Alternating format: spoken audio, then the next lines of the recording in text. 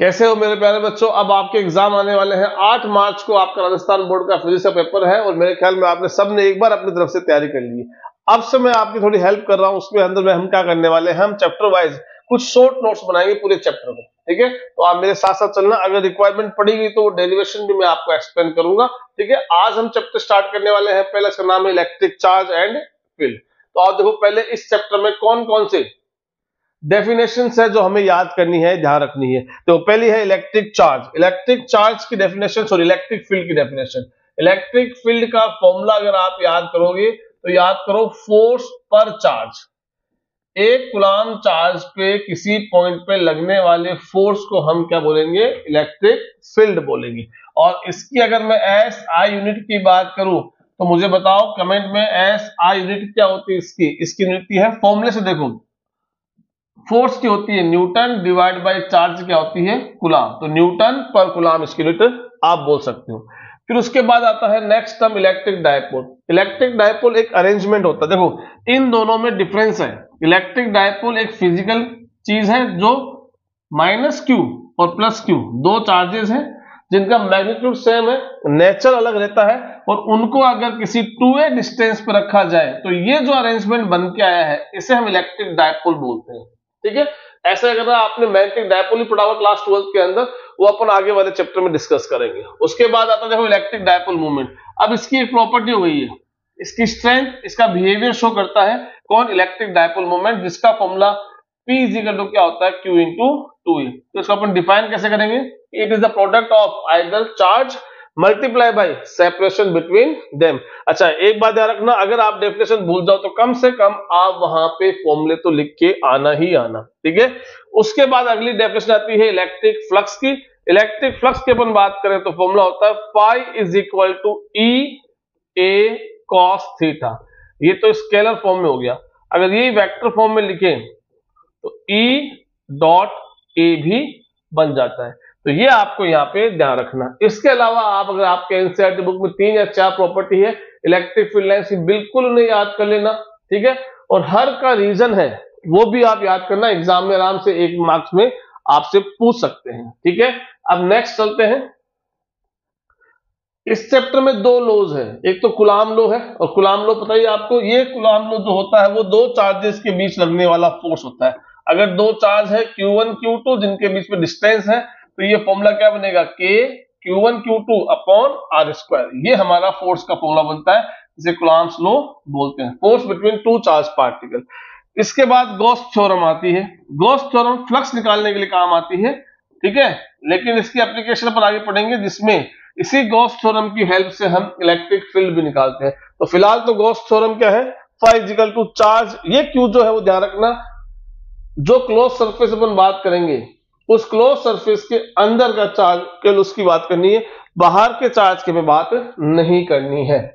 ठीक है, इसके बाद आते हैं, देखो कुछ डायग्राम है, ग्राफ है, वो भी इंपॉर्टेंट है इस चैप्टर के। ऐसे अपन हर एक चैप्टर के डिस्कस करेंगे। ठीक है, तो आप मुझे कमेंट में बता देना कि आपकी क्या रिक्वायरमेंट है, वो अपन और आगे डिस्कस कर लेंगे। ठीक है, अब देखो इलेक्ट्रिक फील्ड लाइंस है पॉजिटिव चार्ज के लिए, तो हर बच्चे को मेरे ख्याल में याद होगा पॉजिटिव चार्ज से जो फील्ड लाइंस बनती है वो कैसे बनती है, आउटवर्ड बनती है। ठीक है, इस तरह से बाहर की तरफ निकलती है। जबकि नेगेटिव चार्ज, अकेला नेगेटिव चार्ज है तो उसके लिए फील्ड लाइंस कैसे बनती है, अंदर तरफ बनती है, इनवर्स बनती है। मेरे साथ साथ आप ये नोट्स तैयार करते रहना। ठीक है, एक एक चैप्टर अपन पढ़ते जाएंगे और अपने नोट्स प्रिपेयर होते जाएंगे। ठीक है, शॉर्ट नोट्स, बाकी तो डिटेल में अपन आप पढ़ रहे हो और आगे हो सकता है कि पॉसिबल होगा तो मैं भी आपको डिटेल में हर एक टॉपिक डिस्कस कर दूंगा। ठीक है, इसके अलावा अगर 2 लाइक चार्जेस है, यानी या तो दोनों पॉजिटिव हो या दोनों ही नेगेटिव हो, तो अब इनकी फील्ड लाइंस में क्या होता है कि हमेशा पॉजिटिव फील्ड लाइंस निकलती है, तो ये फील्ड लाइन जो निकलेगी उसके पास नहीं जाएगी, ये रिपेल हो जाएगी, ऐसे इसकी रिपेल हो जाएगी। ठीक है, जबकि और फील्ड लाइंस तो आपकी जैसे पॉजिटिव चार्ज से निकलती है वैसे रहेगी, पर टूवर्ड्स पॉजिटिव है वो थोड़ी सी आपकी इस तरह से रिपेल होकर दिखेगी आपको इस डायरेक्शन में। आई होप आपको समझ में आ रहा होगा। तो ये अपना पॉजिटिव चार्ज के लिए फील्ड लाइंस बन जाती है। अगर ऐसे ही मैं किसके लिए बनाऊं, डायपोल के लिए, डायपोल में एक पॉजिटिव होता है और एक आपका नेगेटिव होता है। इस केस में क्या होता है, यहां आप बोल सकते हो कि फील्ड लाइंस निकलेगी पॉजिटिव से और नेगेटिव में जा सकती है, क्योंकि उस केस में दोनों चार्ज की जो प्रॉपर्टी होती है फील्ड लाइंस को लेके कि एक से निकलती है और दूसरे में जाती है, वो आपकी यहां पे सेटिस्फाई हो जाएगी। तो इस तरह से आप इनकी फील्ड लाइंस आपने ड्रॉ की होगी। ठीक है, इंपॉर्टेंट है ये टॉपिक। इस तरह से तो यहां तो सारी फील्ड लाइंस बाहर निकल रही है और इधर सारी फील्ड लाइंस क्या हो रही है, अंदर आ रही है। ये 4 डायग्राम है अपने इलेक्ट्रिक फील्ड लाइंस को लेकर।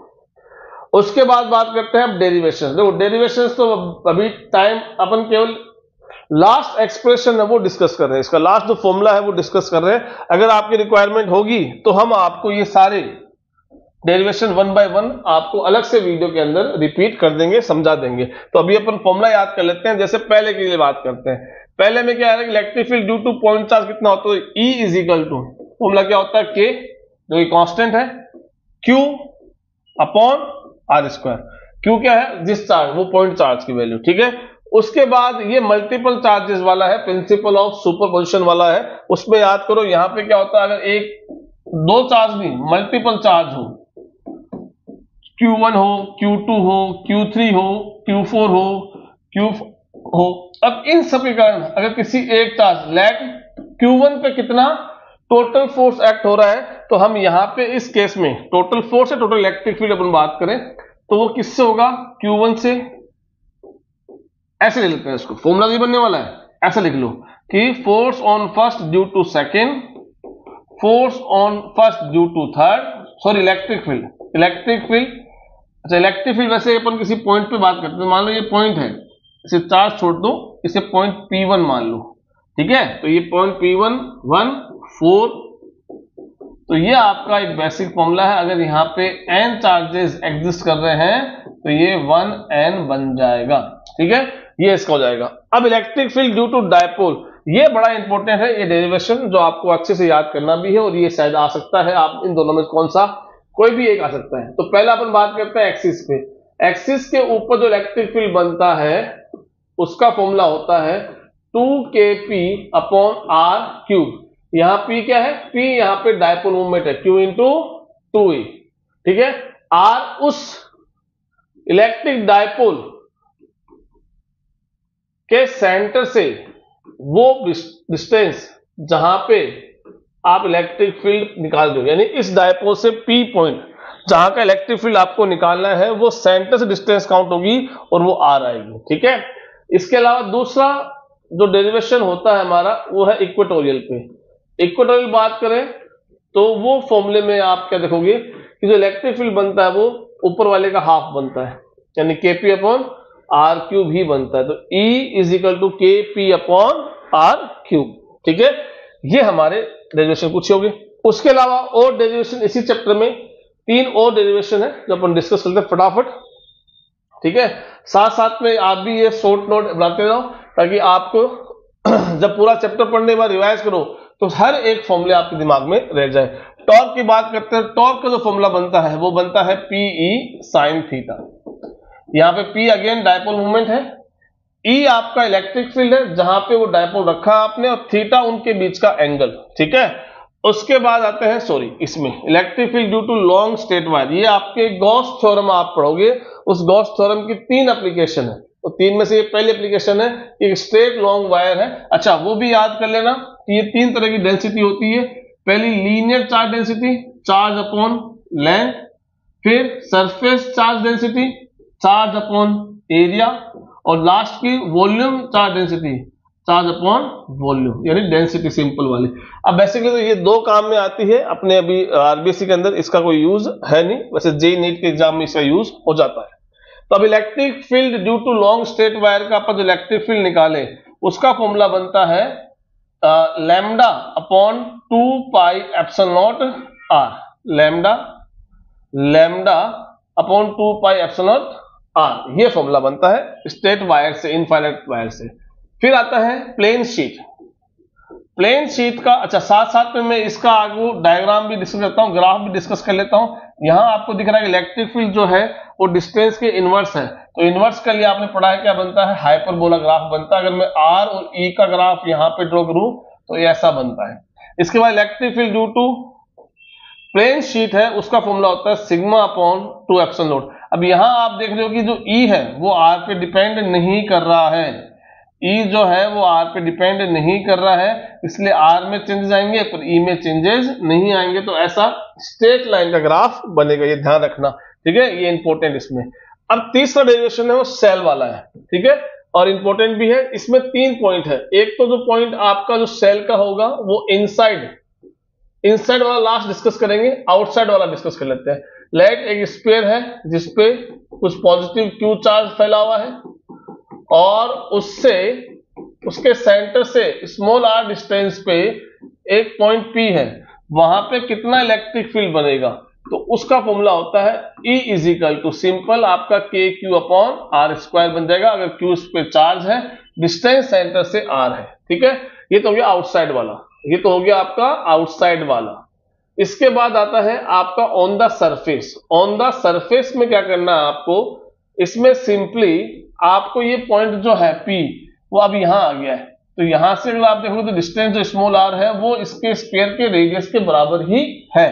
इस केस में क्या होगा कि आपका जो आर है उसके लिए अपन फॉर्मूला बनाए, तो यहां क्या करो, सिंपल ऊपर वाले फॉर्मूले में जो स्मॉल आर है उसको कैपिटल आर से रिप्लेस कर दो, ये ऑन द सरफेस हो गया है।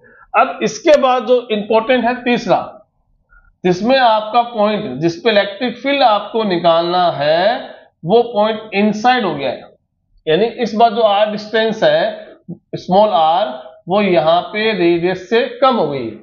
इस केस में आप ध्यान रखना आपका इलेक्ट्रिक फील्ड इनसाइड कितना बनता है, 0 बनता है, ठीक है। तो ये हमारे यहाँ पे डेरिवेशन है इतने, तो ये सारे पॉइंट्स है, ये सारे फॉर्मूले हैं, सारे ग्राफ है, सारे डेफिनेशंस है, ये आपको सबको ध्यान रखना है। और अब आगे सेकंड चैप्टर लेके मैं जल्द ही दूसरा वीडियो आपके लिए लेके आऊंगा, और अगर रिक्वायरमेंट है तो आप कमेंट बता दीजिए कि इनके डेरिवेशंस थोड़ा और डिटेल में अपन डिस्कस कर लें। Thank you.